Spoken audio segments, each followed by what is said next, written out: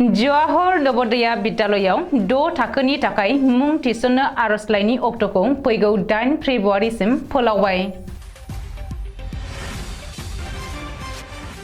सोलोंथाइ बोसोर 2023-24 मायथाइनि थाखाय जायफोर फरायसाया 6 थाखोआव गोदानै मुं थिसननो गोसो दङ बिसोरनि थाखाय जोबोद गोजोनथाव खौरां।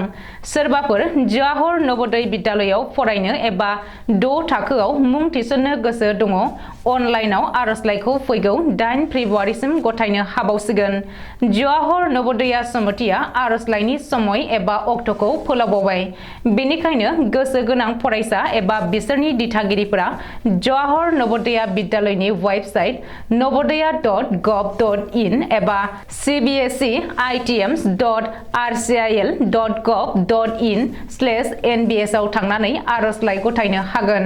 आरो फिन खनसे बुंफिनबावदों सोलोंथाइ बोसोर 2023-24 मायथाइनि थाखाय जायफोर फरायसाया 6 थाखोआव गोदानै मुं थिसननो गोसो दङ बिसोरनि थाखाय जोबोद गोजोनथाव खौरां।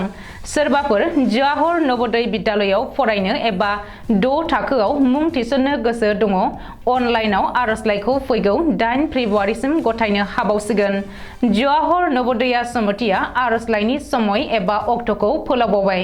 बेनिखायनो गोसो गोनां फरायसा एबा बिसोरनि दिथागिरिफोरा जवाहर नबदय विद्यालयनि वेबसाइट nabodaya.gov.in एबा cbse.itms.rcil.gov.in/nbs आव थांनानै आरजलाइ गथायनो हागोन।